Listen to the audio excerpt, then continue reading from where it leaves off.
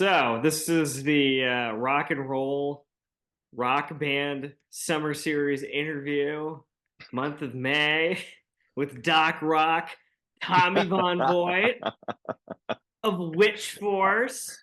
How's it going? It is fantabulous. Congrats on your gigs for PA and going out to Brooklyn. The posters you guys made for those look pretty cool. So Oh, thank you. yeah, Yeah, the PA, the Pennsylvania one was mine. Yeah, nice. Nice. You yeah. draw that? You draw all of that stuff? No, I didn't draw that by hand. Although actually, the other guitarist in the band, Steve Woodsell, can draw that stuff by hand, and he's Oh, actually doing the album cover. that is so cool. That Yeah, that is cool. All right. yeah, Well, I will make sure to start linking that album in the description box once you get that album out. So, curiosity. yes, We were trying to figure out a band for the month of May, and it turns out May happens to be the last name of a guitar player in a legendary rock and roll band called Queen. exactly. It's a And perfect not choice. yeah, and not that long ago, Bohemian Rhapsody came out, a good movie. Um, We my should talk about that. yeah, my standards were low when that movie came out, but they did a good job with it. So we're going to talk about that, Tommy. We'll start with it. Yes, All right. yeah. Did you want to dive right into that movie, or where do you want to begin? Let's start at the very beginning of it. You know, these guys from these different backgrounds all come together uh, under the strange influence of this highly eccentric individual who goes by the name of Freddie Mercury. And together, they create one of the most one of a kind sounding rock bands or music, like just bodies of music known as Queen. Yeah. Yeah, And that was such an unbelievably happy accident, just a perfect meeting of those four minds. definitely, definitely. Um, yeah. So how did let's fill the audience in case people don't know the story. Well, so if the only thing you know is based upon, and by you I mean the viewers, if the only thing the viewers know is based upon the movie Bohemian Rhapsody, then you really don't know anything about how the band got together. That film could not have been less accurate if it tried. Um, yeah, they did not meet the way it's portrayed in the movie. Actually, Brian and Roger had been in a band already, a band called Smile. And Freddie was not a complete noob that didn't know what to do on stage. He had been in a band already called Wreckage, and they all kind of knew each other because they were all playing in bands together, and they all, bands in a scene were kind of familiar with one another. So they'd gone to see each other's shows and everything. And I believe at one point they were even flatmates, as they put it, two of the guys. So they all kind of knew each other, and it kind of just got to a point where it was like, okay, Freddie's band wasn't doing anything, and Smile was kind of like falling apart. So like, oh, Freddie, let's see, we work together, and then they started trying to audition bass players. So the reality, like most band origin stories, is usually a lot more mundane than what gets romanticized on film. It wasn't like they all just met each other one dramatic afternoon and realized they all had shared interests and then history was made. It really wasn't like that. So So it gives I guys like, like me jobs in Hollywood.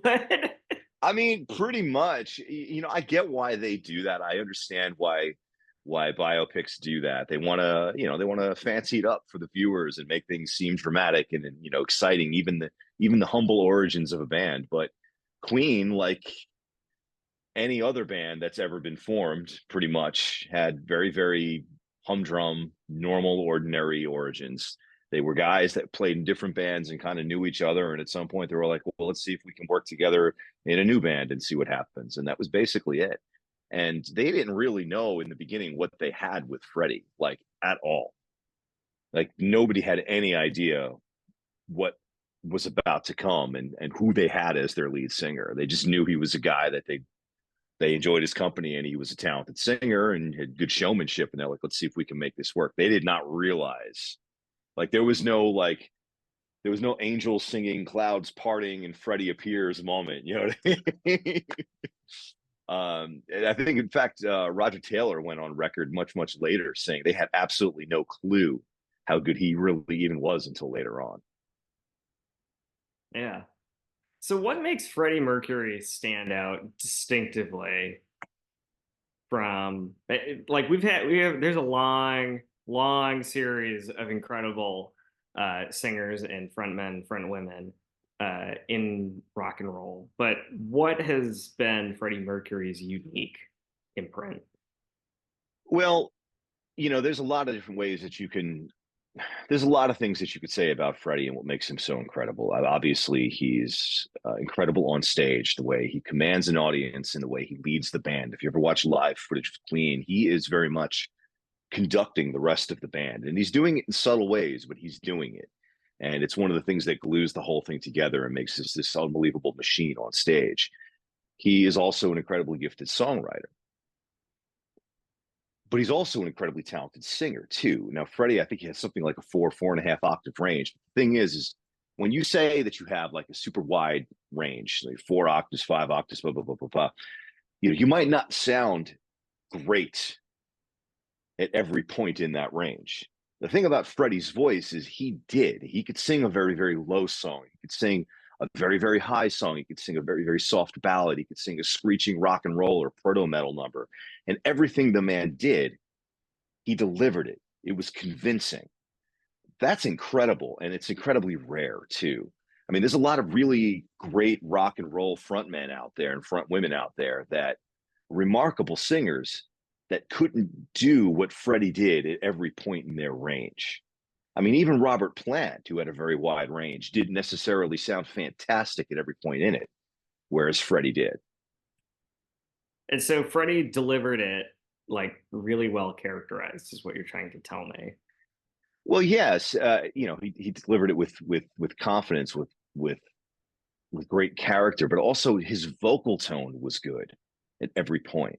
And he could sing something that was very, very low and he sounded beautiful doing it. He could sing something that was shrieking at the top of his lungs and it sounded amazing when he did it. And in all points in between, there were never any spots in his vocal range where it's like, oh, maybe he shouldn't be singing there. It always sounded good. And you don't even realize just how great he was because when you listen to Queen's catalog, unless you're listening for this, all you hear is a singer that sounds good, whatever he's singing. And you don't stop and think for a second, well, wait a second. He's all over the place vocally as far as his range goes. And everywhere he goes, it sounds fantastic. Yeah. I mean, it's funny enough, is I just had a recent conversation with somebody about singers nowadays. It's like nowadays, I think musicians and artists seem to be more skilled than ever, but it's getting that tone or that character in your delivery with Oh, confidence. yeah. Oh, yeah. And Freddie had that too. He had great tone everywhere he sang, but he also sang it with conviction and the right attitude and the right emotion every time. I mean, if you listen to isolated tracks of just Freddie's voice, it'll send chills up your spine. And what's really even funnier about this is in any other band, Roger Taylor is your lead singer. In any other band, Brian May is your obvious lead singer. But then in Queen, they've got somebody that's even better, like significantly better. That's pretty remarkable to find. Yeah, definitely. So let's get next into those two guys. Oh, okay. Well, we should probably start with Roger because there's a lot to talk about when we get to Brian. So, Roger, just another incredible talent. A lot of people don't realize this about Queen, but when you're listening to all the stacked harmonies and you hear the insanely, insanely high notes, that's not Freddie. That's Roger singing those notes. Those insanely crazy high whistle register things. That's the drummer, and he was also a talented songwriter and obviously an incredible drummer and multi instrumentalist too. He also played guitar. So just a wonderful, wonderful talent. And he just worked within what needed to be done in that band and just fit in perfectly. But he has put out solo albums where he is the primary songwriter and the main lead singer on everything. I mean, he really could have just fronted his own band, but in Queen, he's just the drummer and singing mostly backup. Nice. Nice. And then we'll get on to Brian. Dr. May, yes. So, oh boy, Brian, my God, much has been talked about when it comes to Brian May about how he built his guitar, the Red Special. We all know the story. He built it with like a 300-year-old fireplace mantle, with parts from a motorcycle kickstand, and wound his own pickups and the whole 9 yards. And built it with his father, and that's the guitar he played for decades in his career. And he does not play with a pick; he plays with a coin. A sawed down Australian, I think it's like the Australian penny. Yeah, yeah, plays with a coin. Um, what's so crazy is how unique his voice is on guitar. You know you're hearing Brian May no matter what he's guesting on. His voice just comes through. And certainly a lot of it is the equipment he uses, but it really is another example of tone to a degree is also in the fingers. Brian May always sounds like Brian May. Throughout all of his recorded career, Brian May sounds like Brian May. But his equipment is incredible too. And I think we should probably talk a little bit about that. Yeah, definitely. You got a lot of, I think basically the whole rig you got from Rory Gallagher from meeting him at 12 The AC30s. and the Hawk Yeah. Bell. Yep. Yeah. The AC30s, and when you see footage of Queen live and you see that he's got 9 Vox AC30s up on stage, so only one of them is actually mic'd. So three of them and three of them are set up as backup rigs, right? So the one that's mic'd, the ones on each side of that are mic'd just for delay effects. So for stereo delays, like ping ponging and everything back. So the one in the center is the one that's actually mic'd. So he'll do whole stadium shows basically with one Vox AC30 as his main amp mic'd up. And then the other 2 rows of 3 are the same exact situation, but just as backups in case the primary rig goes down, his tech will immediately switch to the other one. So his massive, massive sound is coming out of one Vox AC30 and then the 2 on each side for his delays. And that's how he's getting his tone. So he's hitting that, he's cranking them, and he's running a treble booster out front to get that saturated Brian May tone. And of course, on the recordings, he's layering it, layering it, layering it, stacking like 9, 12 tracks of the same part with different parts, all these different guitar textures. So it's thick and enormous and sounds like an orchestra. But the other thing that's really neat is John Deacon, the bass player, his background was as an electrical engineer. That's what he had planned to do as a career. So just because he's always been just a curious person and like to tinker with stuff, one day he found an old little radio in a dumpster and took the amplifier section out of it and paired it to a speaker cabinet that he found and kind of like Frankenstein them together. And he calls this the Deaky amp. And he gave that to Brian to use to record. And Brian uses that almost as much as the Vox AC30 on all the Queen albums. And that's when you're hearing Brian recreating the sound of like violins and violas and just whole orchestration. He's layering the Deaky amp, which has this special saturation and compression to it that unfortunately I could not give any of the secrets away because I've never seen the circuit myself. So I'm not even sure how the thing works. It's kind of like closely held secret, and only a few people have been allowed to reverse engineer it to like make clones of it. But that's a part of the secret sauce of the Brian May guitar sound on the recordings. Is the Nice. Deaky amp, this homebrewed Frankenstein thing with an amp from a dumpster. That's awesome. That's really cool though. Yeah, Something just taken out of a dumpster and like to this day it's still best kept secret. yeah, Um, and apparently it never broke down over decades. It never needed repairs. Just kept working. yeah. And the unique thing too about Brian May as a guitar player is he's never had to do any major fixes. with it. He's just like the Nope. frets. Like he's just so gentle when he plays the way that he plays. And I know it's because he uses like really thin gauge strings, but he's never had to replace the frets ever. And there's Yeah. other parts like there's electronics. Mostly it's the same stuff that he made with his dad. Yeah. Yeah.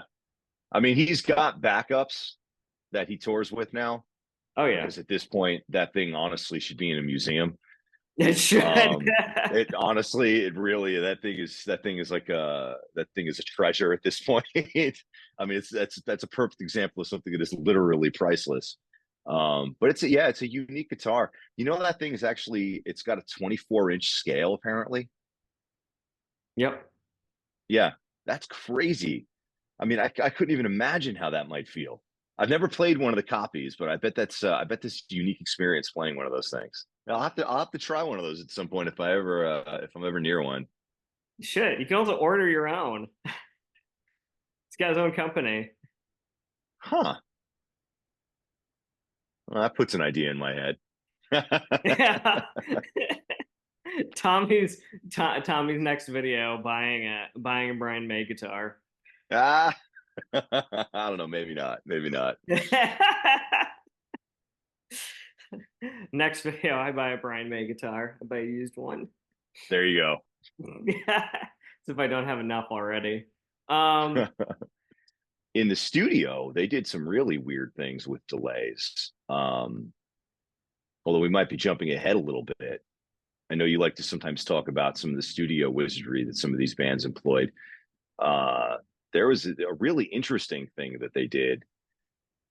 I I want to say it might have been on the Prophets song, but don't quote me on that. Where to get the delay that they were going for, they actually had to string the tape across the room, across the control room from one multi-track machine to another. And something like they measured out X like how many feet apart they had to have the machines parked. And they were like supporting the tape along the way with like brooms and poles and stuff like that. So it wouldn't hit the ground. And like that's how they were able to create the exact amount of delay they needed between like the play and the record heads of the two different machines.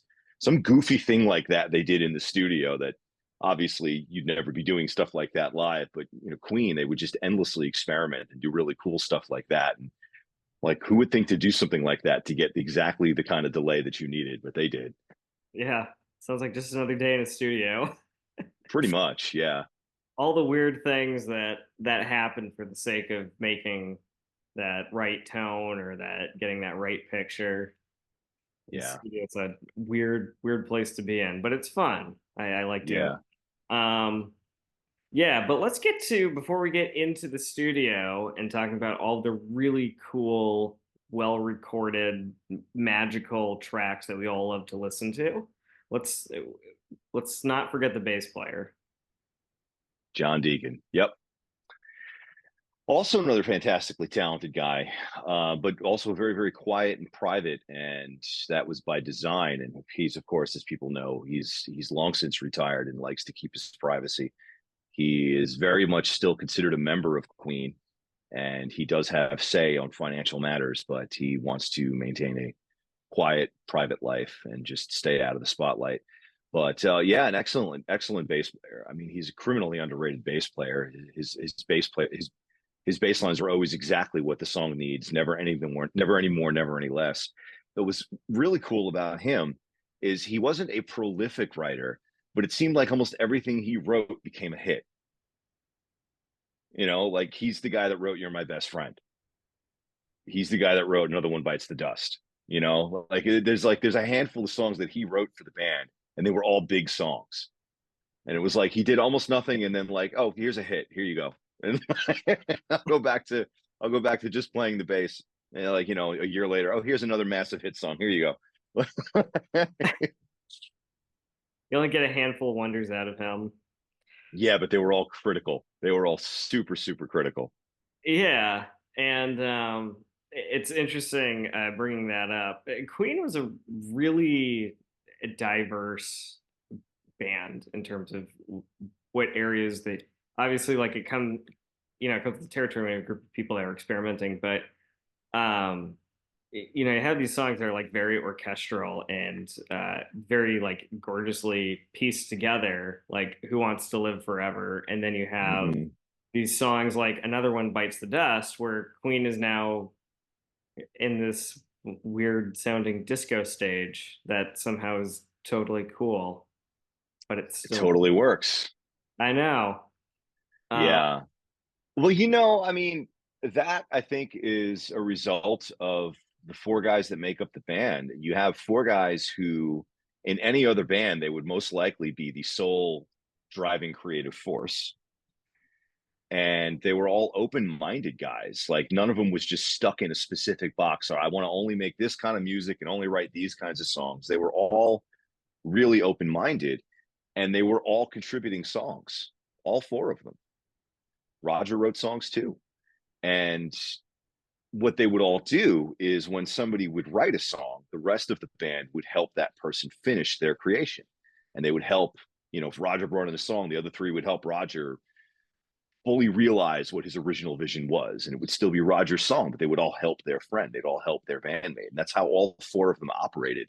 And that's one of the reasons why you ended up with such incredibly diverse material. yeah, everybody, it's an all hands on deck matter, really. Yeah. Yeah, that is really cool. And so getting into the studio stuff, speaking of all hands on deck, uh, Queen produced how many albums total? Oh boy. Let's see off the top of my head. Let's see. We got Queen, Queen 2, Sheer Heart Attack, Night at the Opera, Day at the Races, News of the World, Jazz. Uh, I want to say about 14 or 15 off the top of my head. 14 or Yeah, 15. That's something incredible. like that. Yeah, Yeah. yeah, yeah, And yeah. this, And hardly a dud amongst them, except for Hot Space, which sucks. just straight to the point. Except for Hot Space, which sucks, except for the last track on the album, which is Under Pressure. And there's the reason for that is because David Bowie don't put out bad songs. Yeah, David Bowie never puts out bad songs. He puts out overplayed songs, but he does not put out Yes. bad songs. A friend of mine said that once. I just had to quote him, but yeah, yeah, a bunch of albums. Starting in '73 was their first album, and they started right out of the gate experimenting like crazy in the studio. I mean, their very first album.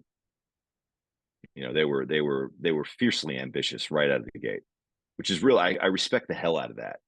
Yeah. And so At the what time though, oh, go ahead, go ahead. I was gonna say, so what was so ambitious at that time where Queen like jumps out of the gate and they're like, okay, we're gonna do things that nobody else has done before. What were some of those key features that stood out that made Queen break the mold? So, all right, what I was actually going to say leads right into that. I mean, at this point in time, think about what was huge on the charts, especially in England. It was British glam rock. It was enormous, right? This pompous thing, this extravagant, extra kind of music. And Prague was also really big. And you had very, very few examples of anyone that was daring to try to do both. You could say that perhaps Wizard was trying to do both. Wizard being Roy Wood after he left Electric Light Orchestra, and ELO continued down a proggy Beatley kind of direction, and Roy Wood kind of did like a prog glam kind of thing. But that's kind of like one of the few examples I could think of. But Queen kind of like seemed like just another example of a British glam band. I mean, you could hear a lot of similarities, especially in their vocal harmonies with the Sweet. But then they just went full prog with their music, and it always stayed catchy though. That was the thing. They were a really bombastic pomp rock band with all these prog influences, and they would just do whatever Freddie was bringing in music hall numbers and just whatever he wanted to do. And but it was always good. It was always catchy, memorable stuff. They always managed to stay grounded in songs that people wanted to listen to, no matter how ambitious the arrangements were.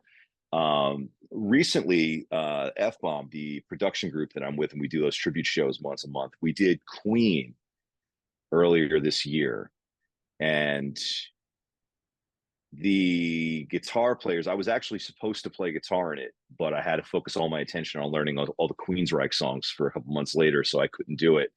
So the other guitar player from Witchforce and another friend of mine, they were the guitarists in my Queen set. And Steve, my guitarist from Witchforce, he described the material, the Queen material, as maliciously complicated. So what Queen would do is they would write these seemingly simple sounding rock and pop songs, but the arrangements would be deceptive. They would be almost impossible to remember. I mean, every chorus would have something slightly different about it. And that's the kind of thing that Queen did that would really set them apart from their peers. And they started doing this crap right on the first album. Like, I mean, right from the start. Yeah, so it was really complicated, really complex Yes. music, really technically beyond what a lot of other groups were doing. It really was. It was vocally challenging. It was challenging to play on guitar. The structure of the songs, the arrangements were just really, really complex. But when you just sat there and listened, just as a listener, just as a fan, you're like, oh, this song rocks, or oh, this song is catchy, or oh, I immediately remember that chorus. And you don't realize beneath the catchy exterior is this incredible musical complexity that they just came natural to them from right from the first record. Yeah. And they were persistent in keeping that way through all 14 of their albums. They never stopped. They never stopped. They just kept expanding upon it. Um, in fact, they made a dramatic, noticeable leap between the first album and Queen 2, where, I mean, it sounds like they suddenly had 5 times as much money and time in the studio, and they just went completely overboard. The entire second half of Queen 2 is this one continuous song. That's one of the most astonishing pieces of music from the 70s that I can think of. I mean, it's truly incredible. If you're not intimately familiar with side 2 of Queen 2, you have to get intimately familiar with side 2 of Queen 2. It's stunning. To the point where when they were finished with the record and it was about to drop, Roger said in an interview, perhaps we went too far. I hope that people like this. We might have gone overboard. We might have screwed ourselves over here. That is awesome. That is truly awesome. And yet they made one of the longest running rock and roll songs ever. Yeah, yeah. And it is so horrifically complicated. Well, I know which one you're talking about, right? You're talking about the elephant in the room, right? Yeah, yeah. That is a diabolically complicated song to pull off. Um, Such to the point that when Queen played that song live, they would not do the opera section live. They would get to the point where it's going to do the Galileos and all the Mamma Mia's and everything like that. And they would kind of like the stage lights would go out and the backing track would just play that section. And then when that came to an end and the rock part was about to hit, they'd come leaping back on stage and they would do that section. And that's how they kind of always did that song their entire career, is they never even bothered. When they finished that one and were done and listening to it, like, I guess they must have made a decision like, well, we're never playing that section live. There's no point. Yeah. And so even though it's like Queen's kind of iconic, it's their swan song. It's the song that everybody knows Queen by. Um, did this create like a blueprint for what they would be doing in future Queen records, albums, or was it just like each album, even though it was Queen, they were still just like, hey, let's just do something completely different? They kept changing it up. They kept changing it up. And the blueprint for a song like Bohemian Rhapsody was already set by them. I mean, remember, Bohemian Rhapsody was on their fourth album, actually. That wasn't until Night at the Opera that came out. So they had already just been exploring all kinds of insane arrangements. March of the Black Queen, I think, would probably be the blueprint for something like Bohemian Rhapsody, something incredibly adventurous. Um, but I don't think they ever felt boxed in. Like now we're about to cut another record. We need the Bohemian Rhapsody for this album. No, they never really did that. I don't think Queen ever felt like they owed anybody anything. You know, because this is the same band. Getting back to that Hot Space album, We will um, infamously get to that. Uh, yeah, you know yeah. they But had was they had a hit with another one bites the dust, and they're like, well, let's make the next record a funk record. We don't need to do a Bohemian Rhapsody on that. We'll do funk now. You know, they just did what they wanted. Yeah, and I think that that is so unique about Queen. And there's really are not a lot of bands that really just do that. Like, oh, this album we're just gonna do this. This album we're gonna do that, and everybody's fine with that. Yeah.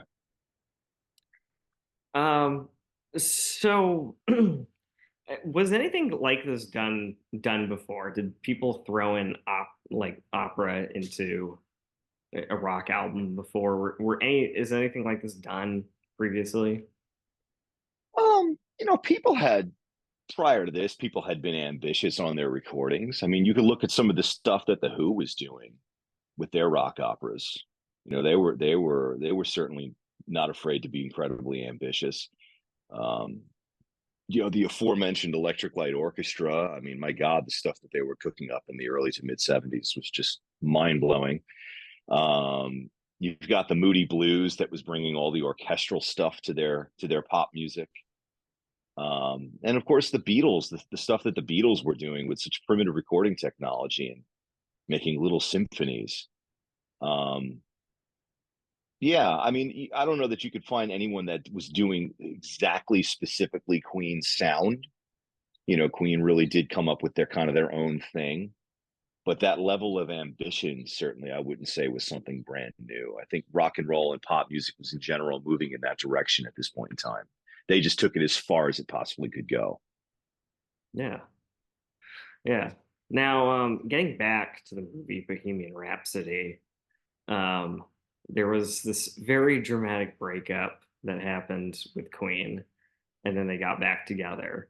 Um, was there ever real drama of that degree with the band? That was completely untrue. That was nonsense. That was all Yeah. nonsense. Yeah. Freddie did go off and do a solo album. It's called Mr. Bad Guy. I have a copy. It's okay. It's all right. All Freddie was right. stronger with Queen. But they added that to the script to kind of, you know, obviously they wanted more drama and they needed something that created drama before the Live Aid thing. Like, oh, Queen, you know, they're on the outs, they're not getting along. Can they rally? Can they put their differences aside and you know, can they forgive Freddie for abandoning them and maybe they can get together and do this big charity concert? That's all nonsense. They were very, very well rehearsed. They were a well oiled, constantly running machine that was regularly touring. Before they did the Live Aid gig, they rehearsed their asses off for that. They hadn't broken up. Again, like I said earlier, I understand why they did that in the movie, but it is one of the countless inaccuracies about their story. Yeah. And I think that in their story was uniquely cool though, that there wasn't any like weird band drama in the sense that you could make a movie out of, and they stayed pretty well knit together. Um, Yeah, they were I mean they were no Guns N' Roses. I'll tell you that. These guys got along and they respected each other and I'm sure they all had moments of drama and I'm sure they all had squabbles at one point or another. You don't have a working partnership like this for as long as they did without there being some kind of crap that happens along the way, but it was nothing like the movie. yeah, definitely. Um, yeah, and actually, let's talk about that Live Aid show for just a quick second. That is the masterclass. That is one of the greatest live sets of music ever. That is just perfection, absolute perfection. I could see why they decided to recreate it frame by frame for the movie. I mean, it's just that good. And they Definitely. really stole the show. They stole the show. They absolutely, yeah, yeah. Live Aid was theirs at that point. They stole it. Definitely. 100%. All right. So let's get to your favorite Queen album that features David Bowie at the very end. Oh, I hate this album. I hate this album. This album, this this album is their presence. Okay. We talked Where about how last time Presence was yeah, the worst Zeppelin album. every couple years I'll come back to this record and I'll give it another spin, and I just don't like it. It's just not good. But you know what? I respect the hell out of them for trying. They're like, let's try this new musical direction. Let's see if we can make it stick. In my opinion, it was a goose egg. But you know, you can have a couple of failures with a string of amazing albums, as many as they've had. If you got a turkey in there, big deal, you know. But I understand why they did it. I understand they had big success with Another One Bites the Dust, and they're like, let's see if people want more of this from Queen. Eh, turns out it didn't work out so well. But Were there things on it technically you can point out just felt like it caused this to not be a great album? no, it's not for any technical reason. It's not due to the production. It's not due to the instrumentation. It's not due to the performances. The problem starts and ends with the songs. The songs just aren't that good. They're just weak. There's nothing there. And if you're working from an idea that if it doesn't have legs, it doesn't matter how well you perform it. Doesn't matter how much studio spit and polish you put on it. It's just not going to be an enjoyable listen if the song isn't there. And that to me is the problem that album suffers from. And it's kind of surprising that that's the case because I mean, even prior to this, albums that I felt have been kind of on the weak side of things. Like I'm not the biggest fan of jazz. I'm not the biggest fan of News of the World. But though both of those albums have very, very strong, iconic songs on, then they come back again with the game, and the game is fantastic. And then 2 years later, they come out with Hot Space, and it's just like, God, from start to finish until you get to Under Pressure, it's like you guys had no ideas. I just hoping they'd throw something at the wall and it would stick. I guess. I guess. I don't know. I mean, maybe they were just doing a lot of cocaine at the time. Who the hell knows?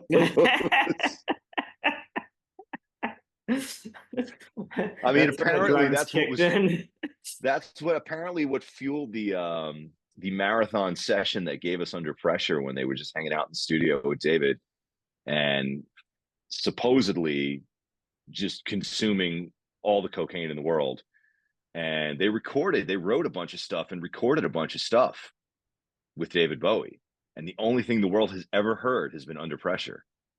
So God only knows if the rest of the stuff they came up with is just nightmarish nonsense Or fueled it's by a the shitload of missing cocaine. Queen wonders we all need to hear. Or yeah, maybe it's the shit that should have gone on that album instead of what we got with Hot Space. But I don't know. I mean, it's all just speculation what kind of headspace they were in at the time. But I just don't like that album. I just don't. It's a misfire, a total departure. I could imagine they probably did more than just one track with David Bowie. I mean, come on, it's the bow of all things. Yeah, they did a bunch of them. Just the world has never heard them. So God only knows how good they are. God damn it, Brian, put those songs out. I don't know. I think it might not just be Brian's say so on this. So Should yell at them. You should release it. I'm sure David Bowie's estate has a say in the matter. So Oh yeah, you never know. You never know what's holding it up. Or maybe the people involved just don't think the material is very good and they don't want anyone to hear it. it could be. Could be. Yeah. That is funny though. They were just hanging out in the studio with David and just did a lot of coke, and then that was how Under Pressure came about. I think that's one of my favorite. Like, hey, this is a great idea. Under Pressure to make a new album. Well, and the song Under Pressure in particular is really funny because they were they were just messing with all sorts of different ideas and some trying some different stuff. And then all of a sudden, John Deacon just starts playing on his bass, and David Bowie just was like, and he comes over and he just like puts his hand on the bass. He's like, "What is that you just played?" And like John Deacon was like freaking out because like, who the fuck just puts their hand on my bass? Okay, well, it's David Bowie, so I guess it's okay.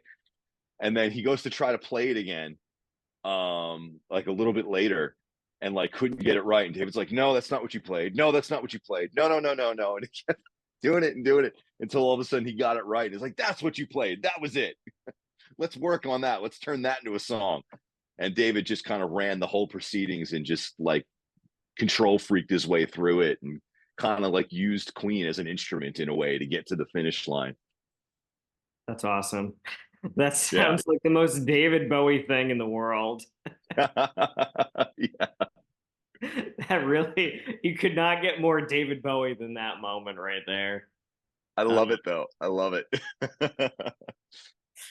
this bass player I used to play with, and she every once in a while, like I'd be screwing around on guitar, she'd be like, "Play that again." She'd pull a David Bowie on me. There you Uh, go. yeah. So I mean, like, for the rest of Queen's music, I mean, we know how Freddie Mercury unfortunately passed away.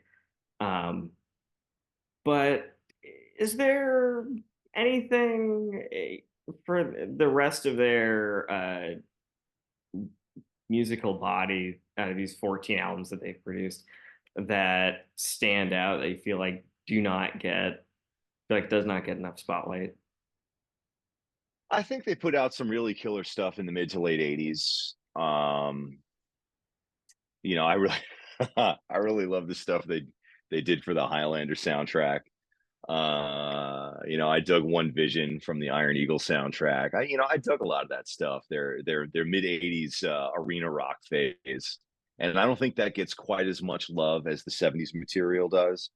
But it's really kick ass stuff. I think though one of the things that stuff has going against it is they kind of lost their foothold in the U.S. marketplace at that point in time. And it was one of the things that they really, really wanted so bad to kind of regain is like their stature in the U.S. And they didn't really manage to do that in Freddie's lifetime. But it was something they all wanted to do. Freddie in particular, they wanted to be big in the States again. So I think a lot of the mid to late '80s albums kind of get overlooked because they just weren't big records here.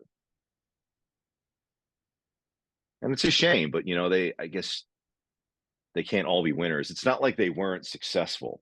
These were all successful big albums. They made music videos, they did tours up until they stopped touring because of Freddie's illness, of course. But yeah, they didn't get quite the attention in the US that they did in the 70s. Yeah. Um, yeah, definitely. Do you think there was too much put on for Freddie getting AIDS, or As far as what, like, like the media might have I don't know, they might have gotten too much flack from it, or people made too much of a big deal when it didn't need to be. um, I mean, I was pretty young at the time that was happening. So it's hard for me to remember exactly how the media was treating it, but I am willing to bet that they probably handled it poorly, like was often done around anything involving AIDS at that point in time. It was handled poorly by everybody involved. And people, I think, were insensitive about it and just, just, Well, just handled with no grace and no class. yeah. Well, And wasn't it called gay cancer? I mean, yeah, it was. Yeah, there were some pretty horrible terms for it, and yeah, it's truly truly awful that is a chapter in Freddie's life. It really is, and it's also annoyingly another thing that the film got wrong is the aspects of that. Um, with they show him telling the band before the Live Aid show that he had tested positive. That's 100% not true. He didn't even know he was infected at the time. He didn't even find out till I believe 1987, and informed the band shortly after that. And of course, they were incredibly supportive of him. And he was like, "Hey, I want to keep working. I don't want this to be public knowledge. I'm going to do what I can, but let's just keep doing what we have to do." And then when it got to the point where he was clearly losing the battle, he told them, "I want you to just write me anything you could think of, and I will sing it. Let me just make me sing literally anything that comes to mind, so you have it on tape, and you can do whatever you can do with it once I'm not around." Um, and they kept that all really private. I mean, the media speculation was going wild. I mean, every time he would make a public appearance and he looked, obviously noticeably ill, and they'd be like, "What's wrong with Freddie?" Blah blah blah blah blah, and they would just be terribly invasive and insensitive, and it just. But behind the scenes, Freddie was doing everything he could to keep the legacy of Queen going as long as possible, and leaving his bandmates anything that he could possibly leave them to continue making music somehow. Sad. It's really sad. I hate this part of the Queen story. I really do. You can't not talk about it, but it's terrible. Yeah. And no, it definitely sucks that such a great singer, pretty much at his peak, got a very slow, debilitating, painful death sentence during a time where I don't know how it was for the rest of the world, particularly America. Could have not been we could have not been more bigger assholes about it. Horrible. Monsters. Absolute monsters about it. Yeah. That Yeah, much I do remember from when I was a kid. I remember that very clearly. yeah. Um, and unfortunately, it took the death of a little kid to get people to turn around a little bit. Um, I know exactly what you're referring to, and the way people treated him is horrifying. yep, yep. Um, but yeah, I think it says also too a lot about Freddie's character that he was somebody that just said, "Go ahead, and I will sing whatever, so you guys can keep making music even after I'm gone." Yeah. And did they do anything with it, or still locked away in the vault? No, they did everything they possibly could. Bits and pieces that they were able to stitch together into songs, demos that were just roughs. So this would have been the Made in Heaven album, basically, which 1995 is when they finally put out what they could make out of what Freddie left behind. And that is basically it. I mean, I think there's been one or two tracks that have surfaced since then of stuff that they were able to like finally clean up the recording quality and do something with. But there isn't like a vault full of Freddie outtakes waiting to be used, unfortunately. No. That almost sounds like an odd stand-up Freddie outtakes. No, there's not.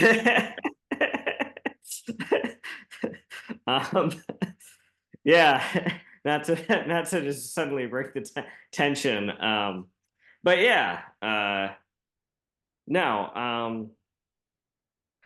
It- yeah. So what overall would you how would you look at Made in Heaven, that album?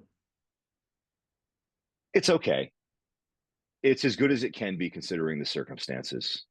It's hard for me to judge that album like up against something like Night at the Opera. I can't judge it up against something like The Game. It's not fair. It's not fair to do that.